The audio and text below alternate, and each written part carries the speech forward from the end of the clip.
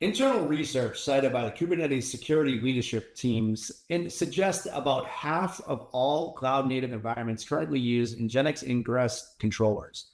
My name is Paul Nashawaty. I'm the practice lead and principal analyst for the AppDev practice. I'm joined by Sudeep from Traefik. Sudeep, how are you doing today? Hey, good, Paul. Good to see you. Great to have you on. You want to introduce yourself to the audience in Traefik as well? Sure. I am Sudeep Goswami. I'm the CEO of Traefik Labs. And what we focus on is application infrastructure that allows enterprises to be able to expose, secure, and observe applications across many different substrates, VMs, containers, AI, across any environment, public cloud, private cloud, edge, and also disconnected sites. Sudeep, always great to talk to you. This is a super important topic, especially as we see some changes in the landscape. We see with the upcoming retirement of NGINX Ingress controller, the Kubernetes ecosystem is really entering a major transition moment for the application networking, right? And we need to find ways to kind of help support this because we see that there's a lot of people using it. But today we're exploring that, and we want to shift to the means of how modern Ingress platforms like Traefik really help reshaping the traffic management for cloud-native and AI infrastructure. So Sudeep, I'd like to kind of jump in and really just start talking about what does the retirement of this, the Ingress NGINX signal for the future of Kubernetes networking? What does this mean for the community, and what should they be thinking about? Yeah, for sure. I think first of all, this is a big change. Many people were not expecting this to happen this soon. Although there were some kind of hints at it previously at previous KubeCon, no one saw this coming this quickly. Having said that, I think this creates a great opportunity for teams to kind of rethink their Ingress architecture and really kind of think about what is the future-proof strategy and the architecture going to look like. It is not a small change, so people have to be very methodical about jumping onto something that's going to give them that long-term durability and some future-proof of the architecture. Now, with that said, there are many, many options out there. So I think that this is where one of the values Traefik brings to the table is to present a set of options that are day two ops friendly, that eases the migration, but also creates a future-proof path for enterprises. Yeah, Sudeep, I think it's important to understand your options, right? To understand there's different ways, kind of paths to the 100 roads to the same destination, so to speak. But picking the road that gets you the most effective way for future growth gives that simpler cloud native traffic management that you're really trying to get to, with basically having the ability to leverage those gateway APIs and dynamic configurations. That's an important kind of distinction here when we look at it. But when we think about how modern approaches should platform teams really approach Ingress modernization as they evaluate alternatives? Should they be thinking about complex Helm charts, custom NGINX configurations? What should they be thinking about when they look at this? Because there's a lot to consider here. The reality is they have to think about all of them. What Traefik is trying to do is, and we're, I think, unique in this approach, is we are encouraging and giving our customers the option to preserve their existing configuration without having to re-architect, without having to refactor anything, and effectively install Traefik as a drop-in replacement as a step one. And what that really allows users to do is gives them a lot of time back, reduces the risk, reduces the time pressure to have to migrate and re-architect at the same time. So by creating this drop-in replacement, they don't have to think about all the annotations that they support today and finding a new home for that or re-architecting that. So what Traefik offers is a two-step approach. Number one, install Traefik as a drop-in replacement. You get 90+% coverage of the existing annotations that customers use today.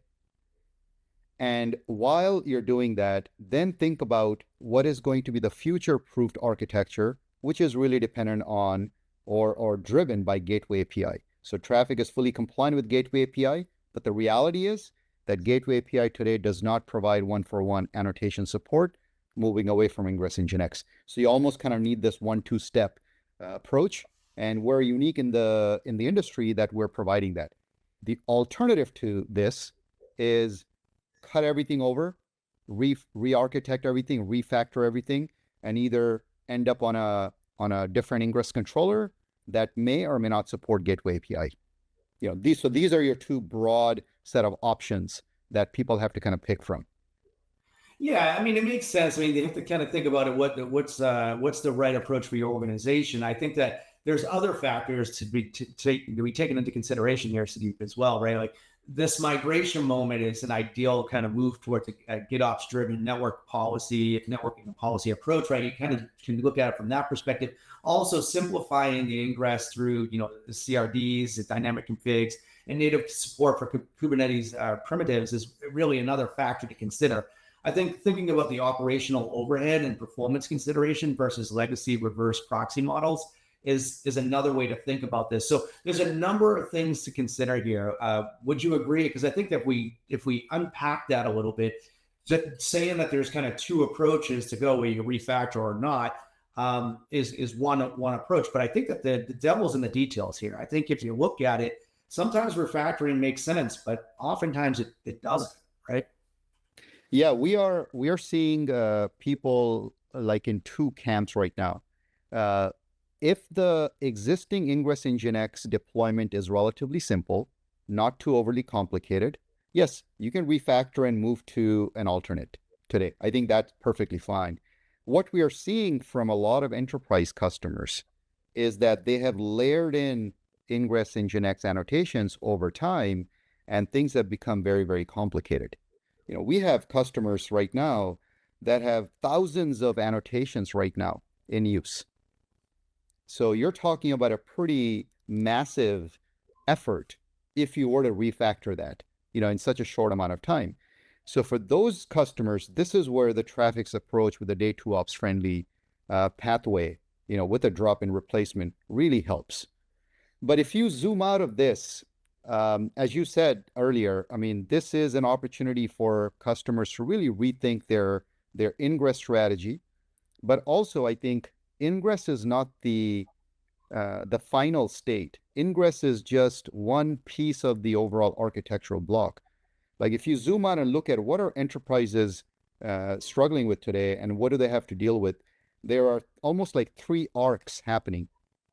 There is the migration arc, where they have to migrate their workloads, whether it's from one hypervisor to another hypervisor, or whether they're replatforming, whether they're repatriating workloads.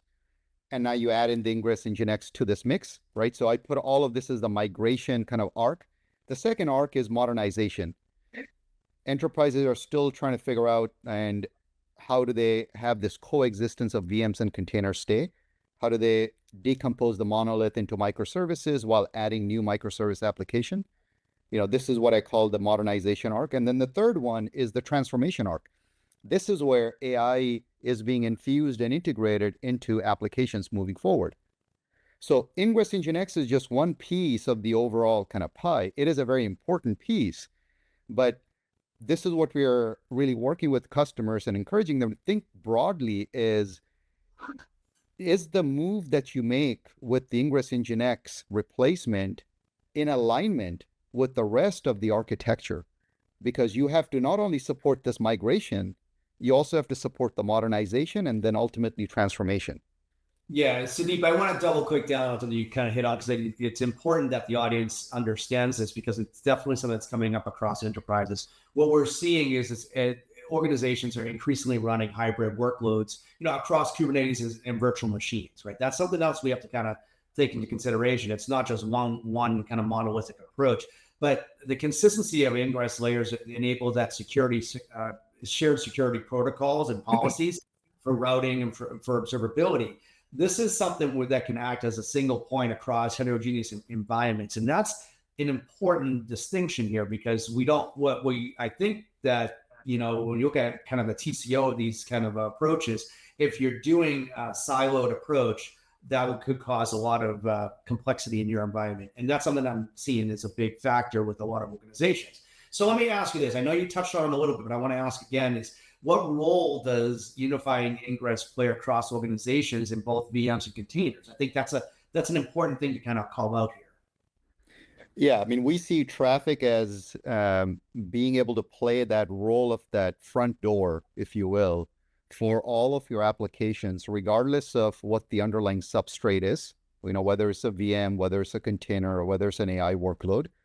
Also, regardless of where this application is running, whether it's running in public cloud, private cloud, the edge, disconnected, or sovereign environments. And by having this front door to your applications, you get a lot of benefits around unified routing, unified security, but then also unified observability. So you can authenticate in a consistent way. You can authorize policies in a consistent way. You can also observe how those policies are working in a consistent way. And when we say policies, we're talking about policies that span from the ingress layer, with what you see with Ingress NGINX, also to the API gateway layer, but then also to the AI and MCP layers. It's a consistent policy layer across all these different types of workloads. Yeah, absolutely. So let's talk about that, because I think as we look at the AI workloads, it really does introduce a massive model endpoints, inference to APIs and data services, right? That's a big factor. Governance challenges, we see rate limitations and authentication and observability and cost controls are in effect. And also AI platforms are, they do require that fine-grained routing and policy enforcement, at the edge, but also at other locations. But that makes it kind of a compelling point to think about what we're looking at. So when we're looking at providing dynamic traffic governance for AI runtime APIs, how is AI platforms, how are they, scaling, and how important is this to runtime traffic governance in your mind? And like, what are your thoughts and what you're seeing? Yeah, this is a really important, a really critical piece of the architecture layer, and also something that is probably not being kind of looked at holistically. And what I mean by that is, let's take a step back and think about, what does an agentic workflow require from a policy and from a guardrail perspective? An agentic workflow almost has like three different, let's call it three different conversations that need to be protected. There is the conversation that the agent has with the LLM. And this is where you want to have the right guardrails to ensure that the data, the input and the output, the data that goes in and out of the LLM is protected. Second, the agent also is talking to MCP server and the MCP resources with all of the tool calling and everything. Well, that has to be properly governed. So you don't want it to be able to make the wrong call or extract or exfiltrate the wrong data through the MCP servers. And then the third leg is the agent will always be or have that conversation with the APIs themselves. So what you need at an architectural level, rather than point products, is an agent that can be governed to the LLMs, to the MCP, and to the APIs. And you want to do that in a unified, consistent way without kind of trying to kind of patch together multiple different products, because that further creates more fragmentation in the infrastructure, which is already a big problem. And skills gap is already a big problem. So if you start to fragment your infrastructure, then you're not helping. You're just adding more and more complexity, and that's just going to bite you. Yeah, for sure. That's absolutely a concern that comes up over and over and over again. I probably have that discussion about 5 to 7 times a week around complexity and skill gap issues, for sure. But like when we think about the compatibilities and the emerging standards like Kubernetes gateway APIs, right? Dynamic configuration and service discovery is important, as you were kind of talking about. And then there's also things that we touched on a little bit, which is built-in security, middleware, and observability. But when we think about the long-term community sustainability and ecosystem alignment, the support for multi-cluster and hybrid infrastructure strategies really kind of plays into the overall conversation. And I know we kind of started this conversation with this, but I think it's important to kind of reiterate the point. When we think about how organizations should be prioritizing selecting their next ingress architecture, what are the key elements? I know you touched on it earlier a little bit, but what are the key elements that thinking about everything we just talked about, whether it's AI or if it's, complexity and skill gap issues, what are the key elements that should be thought about when thinking about the next infrastructure and architecture? Yeah, I would say we should think backwards from the end state, which is customers should have operating leverage, number one, when they're thinking about re-architecting. And this Ingress NGINX obviously opens up a great opportunity to go do so. But if you think about these three different arcs, migration, modernization, and transformation, what creates the best operating leverage for enterprises, for platform teams, for DevOps teams, to have the freedom to choose where their workload should run?